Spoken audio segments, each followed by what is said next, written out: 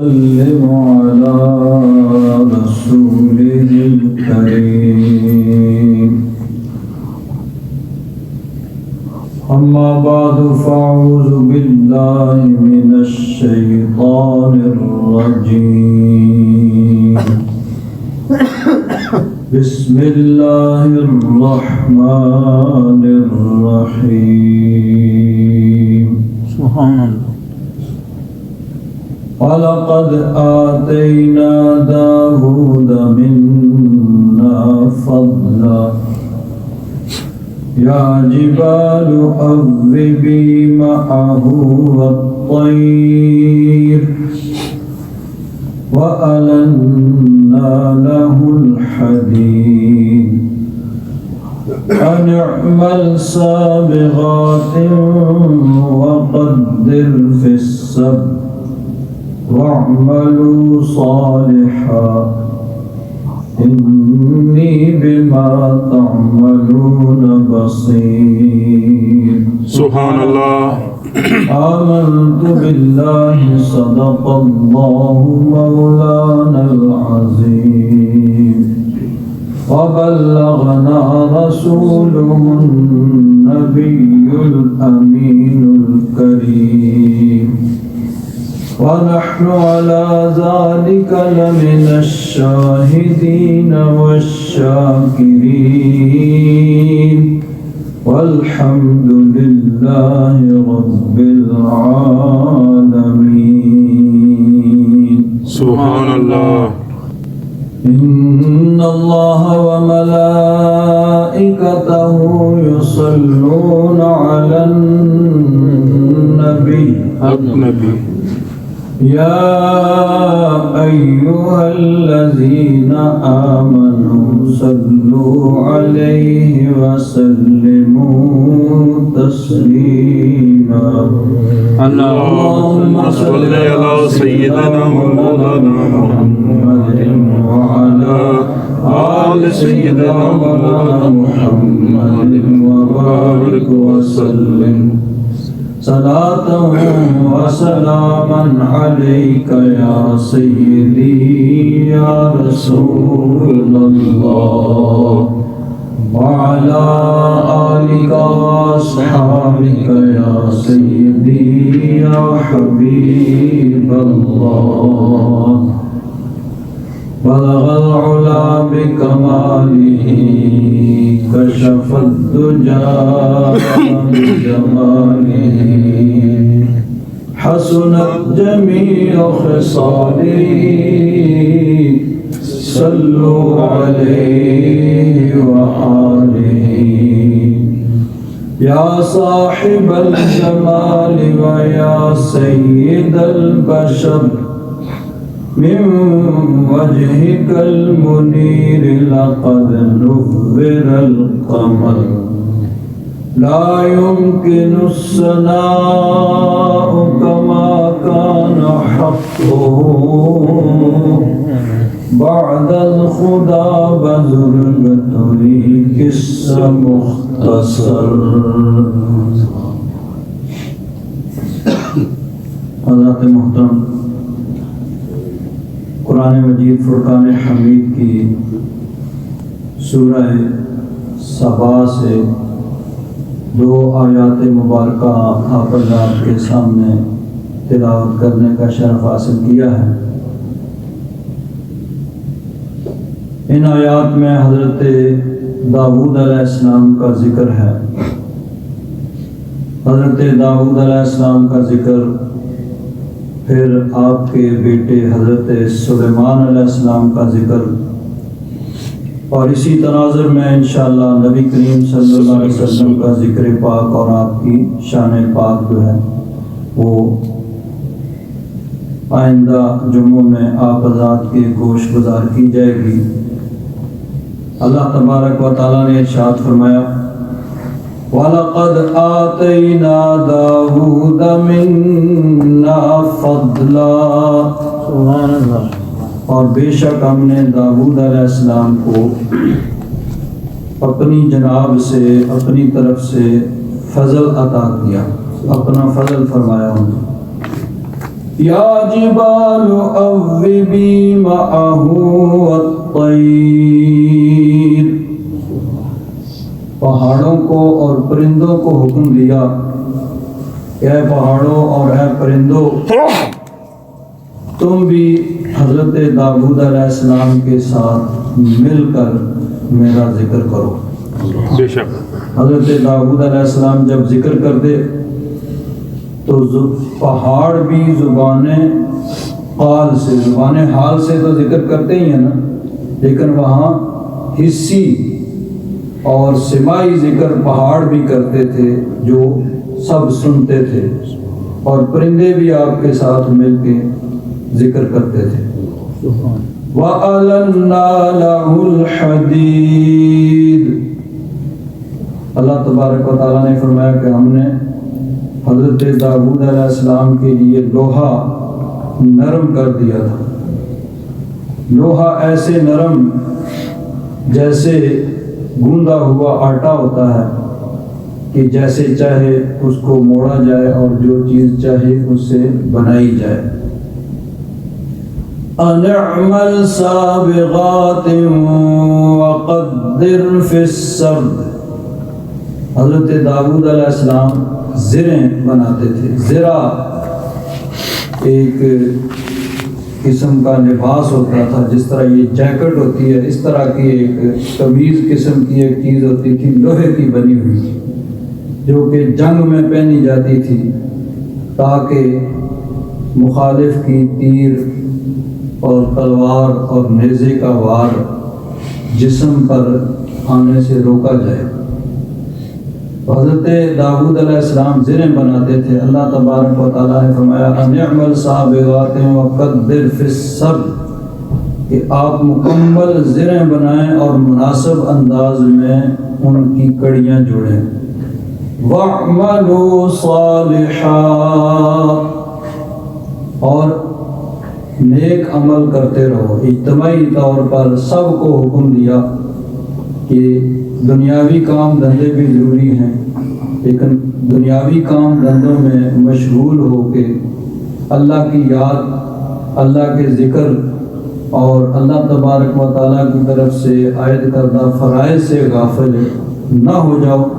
دنیاوی کام بھی کرو لیکن ساتھ ساتھ نیک اعمال، اللہ تبارک و تعالیٰ کے فرائض، اس کی عبادت، اس کا ذکر، اس میں بھی کوتاہی اور غفلت نہ کرو۔ انی بما تعملون بصیر، سبحان اللہ، بے شک میں تمہارے کاموں کو دیکھتا ہوں، بے شک تمہارے کام مجھ سے مخفی اور پوشیدہ نہیں ہیں۔ نہیں، بے شک مفسرین فرماتے ہیں کہ نبی کریم صلی اللہ علیہ وسلم کی نبوت پہ کفار نے اعتراض کیا تو اللہ تبارک و تعالیٰ نے پہلے انبیاء کرام کا ذکر فرمایا، جن میں باقی انبیاء کے ساتھ حضرت داؤد علیہ السلام اور حضرت سلیمان علیہ السلام کا ذکر بھی ہے۔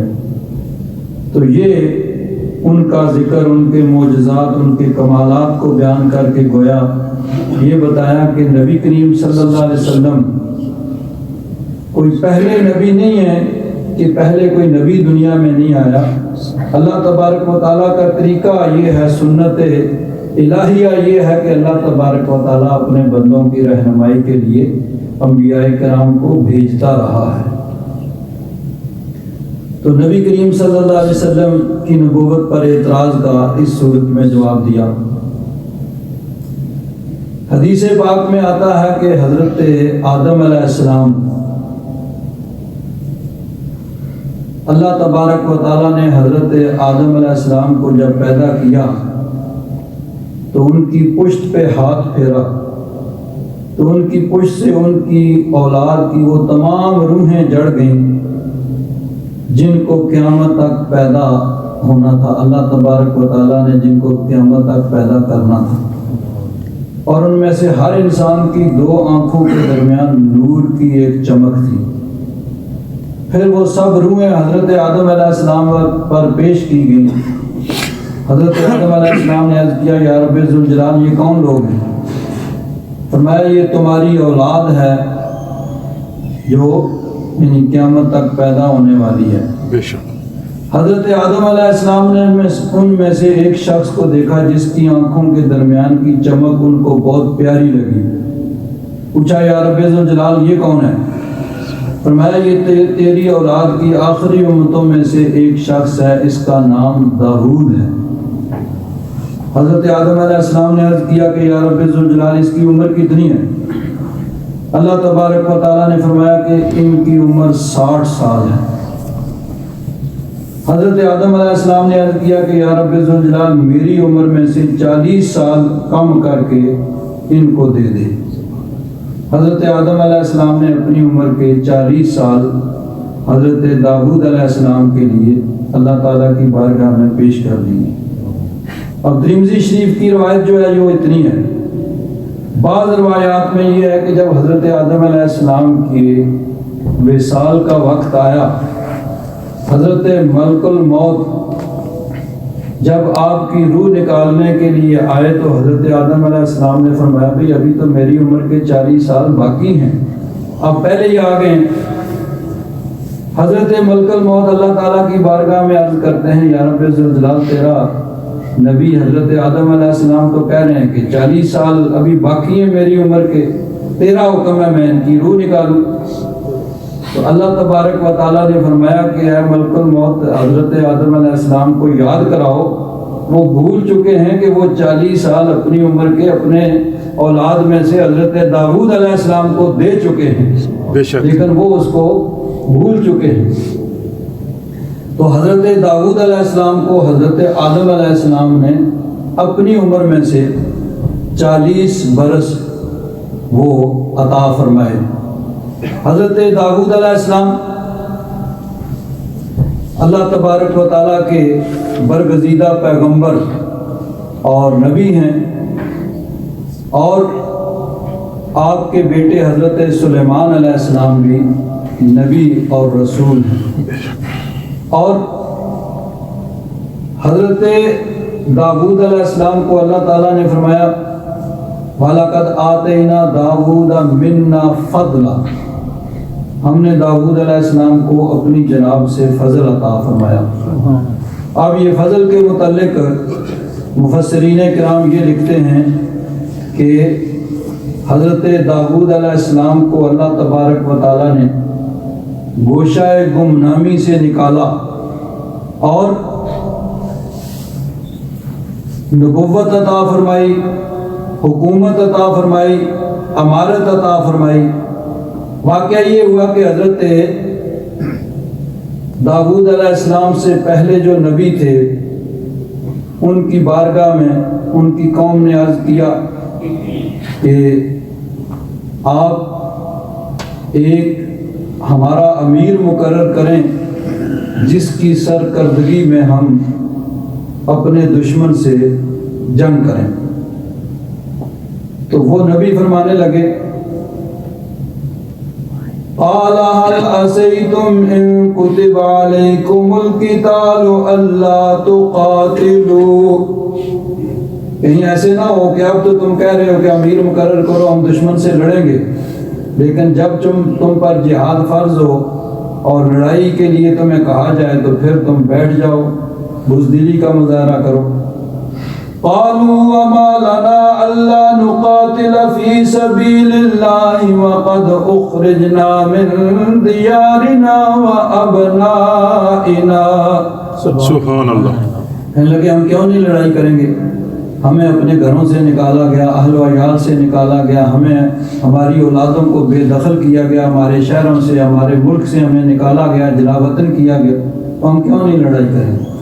اللہ تعالیٰ ارشاد فرماتا ہے فَلَمَّا كُتِبَ عَلَيْهِمُ الْقِتَالُ تَوَلَّوْا إِلَّا قَلِيلًا مِّنْهُمْ وَاللَّهُ عَلِيمٌ بِالظَّالِمِينَ۔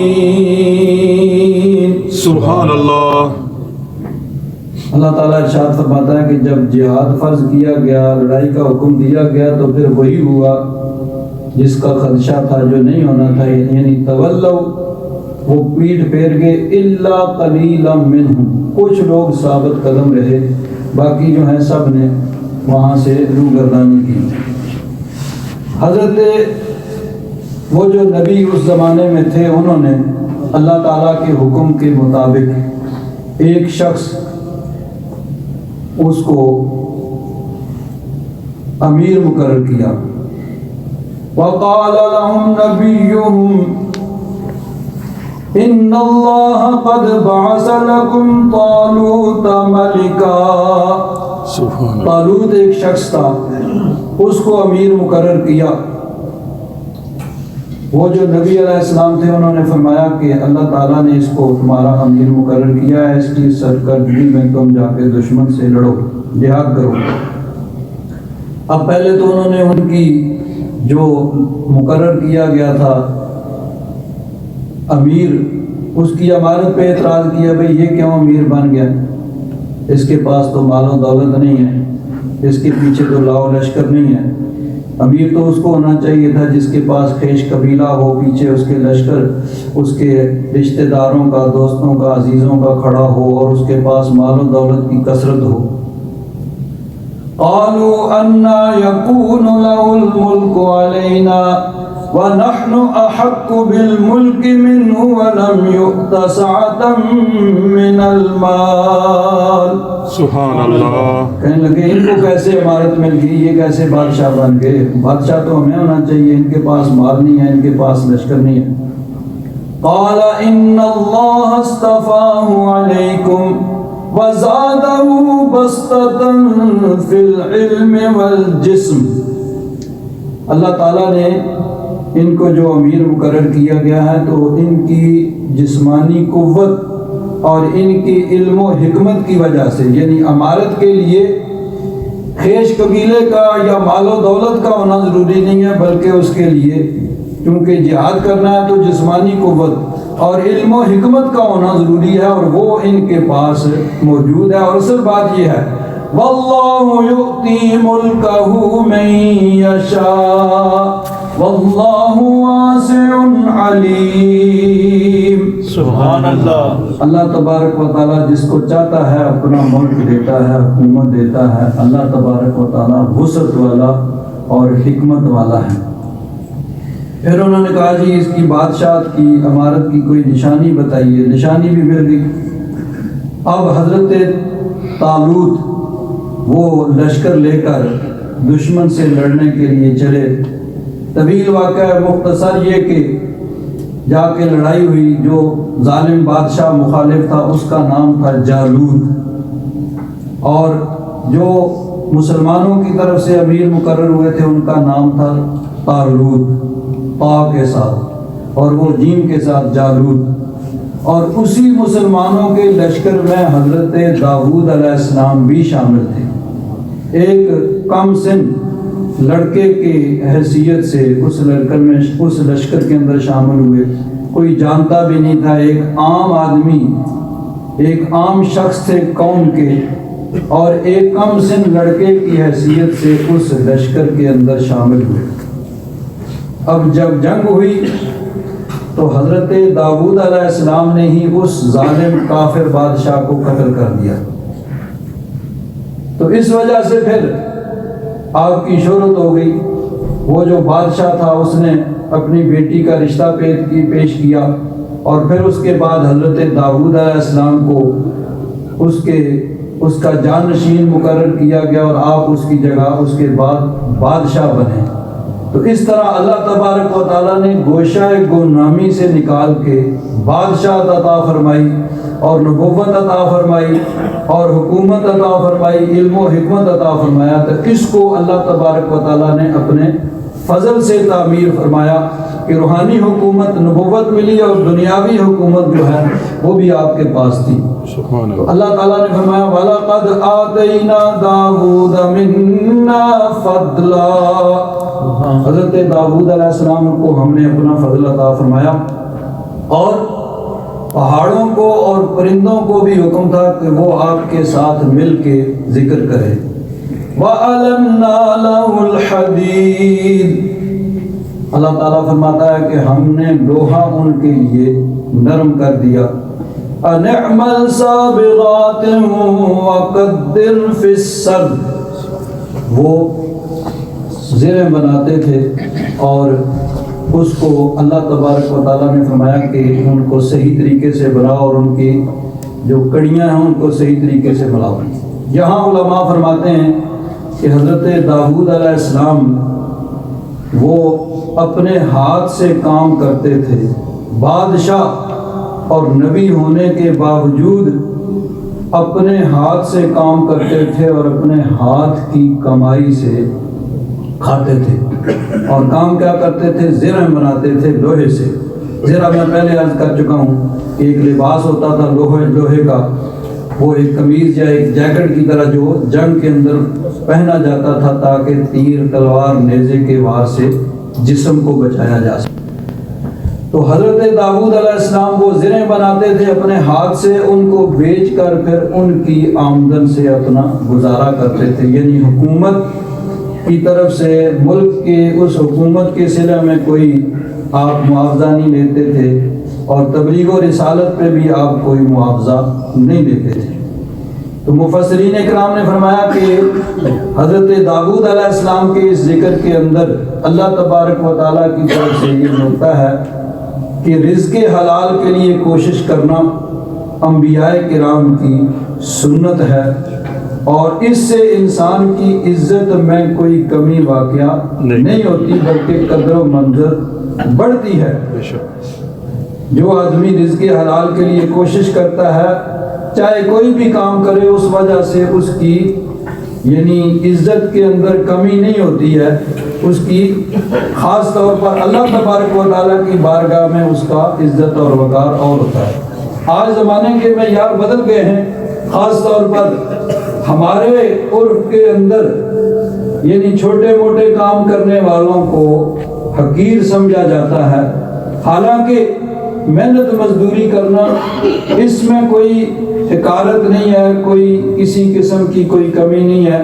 اصل حقارت حرام خوری میں ہے، جوا، رشوت، سود، اسی طرح یعنی جھوٹ، فراڈ، دھوکہ، چوری، ڈاکہ، یہ چیزیں ہیں جن کے اندر حقارت ہے اور جن کے اندر برائی ہے۔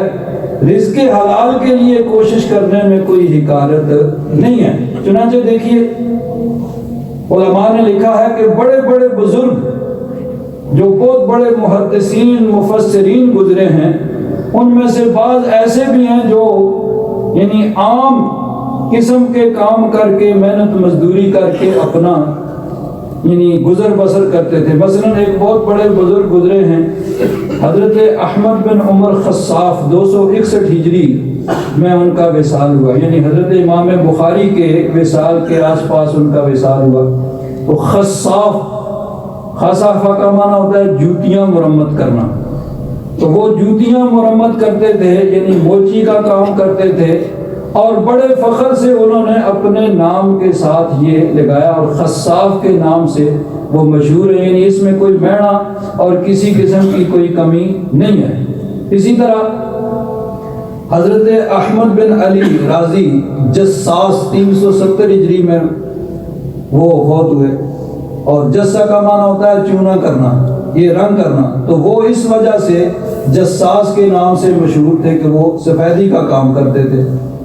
اسی طرح ہماری فقہ حنفی کی بہت بڑی کتاب ہے اور بنیاد ہے قدوری، اسی پہ آگے پھر اس کی تشریح میں ہدایہ ہے، تو بنیاد ہے وہ قدوری ہے۔ تو حضرت امام ابو الحسن احمد بن محمد ان کا نام ہے اور قدوری ان کا لقب ہے، 428 ہجری میں وہ فوت ہوئے۔ تو قدر کا معنی ہوتا ہے ہنڈیا، یہ جو مٹی کی ہنڈیا ہوتی ہے، اب تو لوہے کے اور دیگر دھاتوں کے آ گئے ہیں، پہلے مٹی کے ہوتے تھے برتن اور جس کے اندر یہ سالن وغیرہ پکایا جاتا تھا، ہنڈیا، اس کو قدر کہتے ہیں عربی میں۔ اور قدوری کا معنی ہانڈیاں بنانے والے، یعنی وہ کمہار کا کام کرتے تھے اور اسی نام کی وجہ سے وہ قدوری کے نام سے مشہور ہوئے، اور انہیں اس پہ کسی قسم کی کوئی یعنی شرمندگی نہیں تھی کہ میں یہ کام کرتا ہوں، بلکہ فخر کے ساتھ انہوں نے اپنے نام کے ساتھ یہ لگایا۔ اسی طرح دیکھیے امام غزالی بڑے مشہور ہیں، اور غزالہ کا معنی ہوتا ہے سود کاٹنا، جس کو ہمارے عرف میں جلاہا کہہ کے حقیر سمجھا جاتا ہے، حالانکہ وہ یہ کام کرتے تھے امام غزالی، غزال، اسی سے غزالی ہوئے کہ وہ سود کھاتا کرتے تھے اور اس کے ذریعے سے اپنا رزق حلال کماتے تھے۔ اسی طرح ایک بزرگ ہیں الحداد، کا معنی ہے لوہار، جو لوہے کا کام کرتے، تو اس کے اندر کسی قسم کی کوئی حقارت کوئی نہیں ہے۔ اصل حقارت یہ ہے کہ کوئی آدمی محنت نہ کرے بلکہ حرام خوری کرے، جس میں چوری، ڈاکہ، رشوت، سود، جوا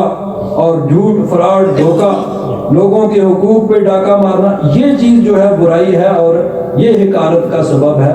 محنت مزدوری کرنا یہ حقارت کا سبب نہیں ہے، یہ اللہ تبارک و تعالیٰ کے نبیوں کی بھی سنت ہے۔ حضرت داؤد علیہ السلام وہ اپنے ہاتھ سے کام کرتے تھے۔ ایک حدیث پاک میں نبی کریم صلی اللہ علیہ وسلم نے ارشاد فرمایا کہ حضرت داؤد علیہ السلام اپنے ہاتھ کی کمائی سے کھاتے تھے۔ دوسری حدیث میں ہے کہ کسی شخص نے اپنے ہاتھ کی کمائی سے بہتر کھانا نہیں کھایا، اور اللہ تبارک و تعالیٰ کے نبی حضرت داؤد علیہ السلام اپنے ہاتھ کی کمائی سے کھایا کرتے تھے۔ حضرت داؤد علیہ السلام کے متعلق روایات میں آتا ہے کہ آپ ایک دن روزہ رکھتے تھے اور ایک دن افطار کرتے تھے، اس کو صوم داؤد کہا جاتا ہے، اور یہ سب سے مشکل ہوتا ہے۔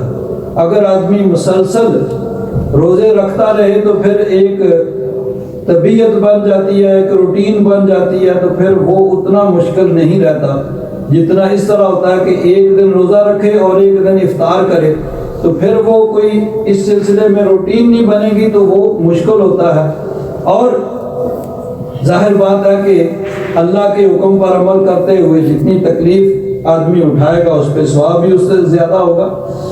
تو صوم داؤد نبی کریم صلی اللہ علیہ وسلم کو یہ پسند تھا۔ ایک صحابی حضرت عبداللہ بن عمر بن عاص رضی اللہ تعالیٰ عنہ، ان کو حضور نے طلب فرمایا، حضور کی بارگاہ میں حاضر ہوئے تو حضور نے فرمایا کیا مجھے یہ خبر نہیں ملی ہے کہ تم ہر روز روزہ رکھتے ہو؟ عرض کیا یا رسول اللہ ہاں۔ حضور نے فرمایا کہ تم ایسے کرو کہ ہر مہینے میں 3 روزے رکھ لیا کرو، یعنی جن کو ایام 20 کہا جاتا ہے، 13، 14 اور 15 چاند کی، جہاں جن دنوں میں چاند مکمل ہوتا ہے ان دنوں کے روزے رکھ لیا کرو۔ عرض کیا حضور مجھے اس سے زیادہ قوت حاصل ہے، میں اس سے زیادہ روزے رکھ سکتا ہوں۔ حضور نے فرمایا پھر ایسے کرو کہ صوم داؤد تم رکھا کرو کہ ایک دن روزہ اور ایک دن افطار کیا کرو۔ عرض کیا حضور اس سے بھی زیادہ مجھ میں قوت ہے؟ فرمایا نہیں، بس یہ کافی ہے، تم ایک دن روزہ رکھو اور ایک دن افطار کرو۔ پھر حضور نے فرمایا کہ کیا مجھے یہ خبر نہیں ملی ہے کہ تم ساری رات عبادت کرتے ہو؟ عرض کیا حضور ہاں۔ فرمایا کہ آدھی رات عبادت کرو اور آدھی رات تم آرام کرو۔ عرض کیا حضور مجھے اس سے زیادہ قوت حاصل ہے؟ فرمایا نہیں، اللہ کے نبی حضرت داؤد علیہ السلام کا یہی طریقہ تھا کہ وہ آدھی رات عبادت کرتے تھے اور آدھی رات آرام کرتے تھے، تو تم بھی آدھی رات عبادت کرو اور آدھی رات آرام کرو۔ عبادت اور آرام کے اندر تم ایک توازن جو ہے اس کو رکھو۔ تو یہ حضرت داؤد علیہ السلام کی سنت مبارکہ۔ اللہ تبارک و تعالیٰ نے قرآن پاک میں کئی مقامات پہ حضرت داؤد علیہ السلام کا ذکر فرمایا۔ اسی طرح سورہ صاد میں 23ویں سپارے میں ارشاد فرمایا وَاذْكُرْ عَبْدَنَا دَاوُودَ ذَا الْأَيْدِ إِنَّهُ أَوَّابٌ سبحان اللہ۔ إِنَّا سَخَّرْنَا الْجِبَالَ مَعَهُ يُسَبِّحْنَ بِالْعَشِيِّ وَالْإِشْرَاقِ وَالطَّيْرَ مَحْشُورَةً كُلٌّ لَهُ أَوَّابٌ۔ سبحان اللہ۔ حضرت داؤد علیہ السلام فرمایا کہ ہمارے بندے حضرت داؤد علیہ السلام کا ذکر کرو۔ ذل عید، ہاتھوں والے، یعنی طاقتور، 2 معنی ہیں تو سب ہاتھوں والوں، سب کے اللہ تعالیٰ نے 2 ہاتھ دیے ہیں، لیکن ذل عید، ہاتھوں والے جو حضرت داؤد علیہ السلام کو فرمایا، تو اس کا ایک معنی یہ ہے کہ قوت اور طاقت والے تھے، اور اس قوت اور طاقت کو انہوں نے راہ خدا میں صرف کیا، اللہ کی راہ میں جہاد میں صرف کیا۔ اور ایک معنی ذل عید کا معنی کہ وہ ہاتھ سے محنت اور کوشش کرتے تھے، اپنے ہاتھ سے وہ محنت اور مزدوری کرتے تھے۔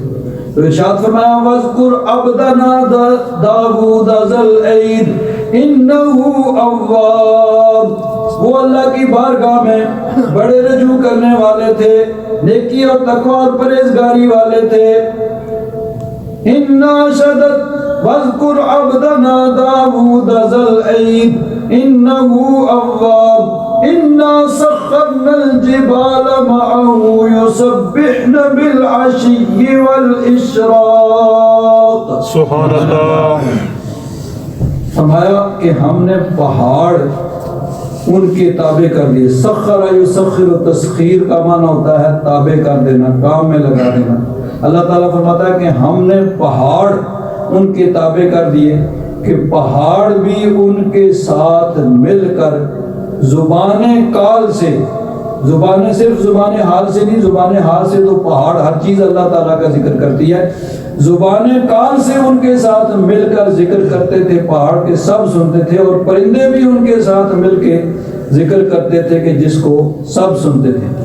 بالعشی والاشراق، ہر وقت وہ اللہ تبارک و تعالیٰ کے ذکر کے اندر مشغول رہتے تھے، یعنی کام بھی کرنا اور ادھر اللہ تبارک و تعالیٰ کا ذکر، جس کو بزرگ کہتے ہیں کہ ہاتھ کارول دل یارول، کہ ہاتھ سے کام کاج میں لگے ہوئے ہیں لیکن دل اللہ تبارک و تعالیٰ کی یاد کے اندر مستغرق ہے۔ دونوں وہ چیز اللہ کے یاد سے غافل نہیں کر رہی، ساتھ اللہ تبارک و تعالیٰ کا ذکر اور احکام الہیہ سے غفلت، یعنی دنیا کے اندر ایسے مشغول نہیں ہو گئے کہ اللہ کی یاد اور اس کی عبادت سے غافل ہو جائیں اور اس کے فرائض سے کوئی غفلت اور کوتاہی ہو جائے، نہیں، کام بھی اور ساتھ ساتھ ذکر و عبادت بھی، اور فرائض جو اللہ تبارک و تعالیٰ کی طرف سے مقرر ہیں ان کو بھی پورا کیا جا رہا ہے۔ اشراق کا لفظ یہاں پہ آیا ہے، اشراق کہتے ہیں جب سورج بلند ہو جاتا ہے اور خوب روشن ہو جاتا ہے، تو اس وقت بھی نفل پڑھنا یہ سنت ہے۔ یہ یاد رکھیں کہ نماز پنج گانا یہ تو فرض ہیں، ہر مسلمان پہ، ہر عاقل بالغ مسلمان پہ نماز پنج گانا فرض ہے۔ اس کے علاوہ کچھ اوقات کے اندر نوافل جو ہیں وہ مستحب ہیں۔ مثلا نوافل میں سب سے اعلیٰ اور بہتر نماز تہجد ہے۔ نبی کریم صلی اللہ علیہ وسلم باقاعدگی کے ساتھ تہجد کی نماز ادا فرماتے تھے، یعنی اگر سفر، کوئی بیماری وغیرہ کی مجبوری نہ ہو تو حضور نماز تہجد کو یعنی ترک نہیں فرماتے تھے، چھوڑتے نہیں تھے۔ اور بعض روایات میں یہ ہے کہ نبی کریم صلی اللہ علیہ وسلم پر نماز تہجد بھی فرض تھی، جس طرح ہم پہ 5 نمازیں فرض ہیں تو نبی کریم صلی اللہ علیہ وسلم کے لیے 6 نمازیں فرض تھیں نماز تہجد۔ اور بعض نے یہ کہا کہ پہلے فرض تھی، بعد میں فرضیت ختم ہو گئی، لیکن بہرحال اس کا استحباب اور اس کا سنت ہونا وہ ثابت ہے، اور نبی کریم صلی اللہ علیہ وسلم اس کو ترک نہیں فرماتے تھے۔ اور حضور کا طریقہ مبارکہ یہ تھا کہ عموماً 8 رکعت نماز تہجد کی حضور ادا فرماتے تھے، یعنی کبھی اس سے کم بھی، 6 بھی کبھی پڑھی ہیں ضرورتاً، کبھی 4 بھی پڑھی ہیں، لیکن عمومی جو حضور نبی کریم صلی اللہ علیہ وسلم کا معمول تھا وہ 8 رکعت کا تھا۔ اور اسی سے بعض لوگوں کو یہ شبہ ہوا یا غلطی لگی کہ وہ جو نماز تراویح کی 8 رکعت کہا گیا کہ حضرت ام المومنین حضرت عائشہ صدیقہ رضی اللہ تعالیٰ عنہ سے کسی نے عرض کیا کہ رمضان شریف میں حضور کا عبادت کا معمول کیا تھا، تو ام المومنین نے فرمایا کہ حضور رمضان اور غیر رمضان میں 8 رکعت پہ زیادہ نہیں فرماتے تھے۔ تو یہاں مراد نماز تہجد میں، اسی لیے امام بخاری نے بھی اس کو تہجد کے باب میں ذکر کیا کہ یہ رمضان اور غیر رمضان، یعنی رمضان شریف میں نماز تراویح الگ عبادت ہوتی، لیکن اس وجہ سے اس معمول میں کمی نہیں آتی تھی، اور اگر اس کو نماز تراویح کہا جائے تو پھر یہ کہا جائے گا کہ یہ نماز میں رمضان میں تو یہی تراویح ہوگی، غیر رمضان میں کیا ہوتا؟ تو حضور تو 8 رکعت نہیں چھوڑتے تھے۔ پھر انہوں نے کہا جی کہ یہی تہجد ہے، اور رمضان میں وہ تراویح ہو جاتی ہے اور غیر رمضان میں وہ تہجد ہو جاتی ہے، حالانکہ اس کی کوئی دلیل کہیں پہ موجود نہیں ہے۔ تو یہ تہجد کی نماز الگ ہے جس کا نبی کریم صلی اللہ علیہ وسلم التزام فرماتے تھے، اور یعنی یہ حضور نبی کریم صلی اللہ علیہ وسلم کی سنت ہے، اور سنت نمازوں میں سب سے افضل یہ ہے۔ اس کے علاوہ اوابین یعنی مغرب کے بعد، مغرب کی نماز کے بعد 6 رکعت ادا کی جائیں۔ ہمارے ہاں 2 سنت اور 2 نفل پڑھتے ہیں، اگر اس کے بعد 2 نفل اور پڑھ لیے جائیں تو یہ بھی کافی ہے، اور اگر یعنی 2 سنت کے علاوہ 6 نفل ہوں تو یہ اس سے بہتر ہے، اور اگر ہمارے ہاں جو معمول ہے 2 سنت اور 2 نفل کا، اس کے بعد 6 نفل پڑھے جائیں تو یہ سب سے بہتر ہے۔ لیکن بہرحال اگر وہ 2 سنت بھی ساتھ میں شامل کر لی جائیں اور 2 نفل جو پڑھتے ہیں 4 رکعت ہو جاتی ہیں، 2 رکعت اور پڑھ لی جائیں تو پھر بھی اوابین کی سنت پہ وہ عمل ہو جائے گا۔ اسی طرح اشراق اور چاشت یہ بھی سنت ہے، اور تحیت الوضو، وضو کے بعد 2 رکعت پڑھنا، تحیت المسجد، مسجد میں آ کے بیٹھنے سے پہلے 2 رکعت پڑھنا اگر وہ مکروہ وقت نہیں ہے تو یہ بھی سنت میں شامل ہے۔ تو یہاں اشراق کا ذکر ہے، اس کی بھی بڑی اہمیت ہے، اور نبی کریم صلی اللہ علیہ وسلم کا طریقہ مبارکہ یہ تھا کہ حضور نماز اشراق ادا فرماتے تھے، اور اس کی فضیلت بھی حضور نے بیان فرمائی ہے۔ حضرت ابو ہریرہ رضی اللہ تعالیٰ عنہ فرماتے ہیں کہ نبی کریم صلی اللہ علیہ وسلم نے ارشاد فرمایا، من حافظ على شفعة الضحى غفر له ذنوبه وَإِن كَانَتْ مِثْلَ زَبَدِ الْبَحْرِ، جس نے دحا، اب یہاں دحا سے مراد اشراق اور چاشت دونوں ہو سکتے ہیں، یعنی سورج کے بلند ہونے نکلنے کے تقریباً 20 منٹ بعد جب نوافل کا ٹائم شروع ہو جائے تو جو نفل پڑھے جاتے ہیں اس کو اشراق کہا جاتا ہے، اور جو اس کے بعد زوال سے پہلے پڑھے جاتے ہیں اس کو چاشت کہا جاتا ہے، یا دحار بھی میں کہتے ہیں، لیکن یہاں مراد دونوں ہیں، اشراق یا چاشت جو بھی نوافل پڑھیں۔ تو فرمایا کہ جو اس کا التزام کرے گا، اس پہ پابندی کرے گا، اس کے گناہ بخش دیے جائیں گے اگرچہ وہ سمندر کی جھاگ کے برابر بھی۔ اور حضرت ابو ہریرہ فرماتے ہیں، اوصانی خلیلی بثلاث، میرے آقا نے مجھے 3 چیزوں کی وصیت کی، 3 چیزوں کا حکم دیا، لا ادعہن حتی اموت، میں ان کو نہیں چھوڑوں گا جہاں تک کہ میری موت آ جائے، یعنی اس پہ میں سختی سے عمل کروں گا۔ حضور نے مجھے حکم دیا، صوم 3 ایام من کل شہر، ہر مہینے 3 روزے۔ اب یہ سنت ہیں، مستحب ہیں، لیکن حضرت ابو ہریرہ کو چونکہ ڈائریکٹ حضور نے حکم دیا، حالانکہ یہ حکم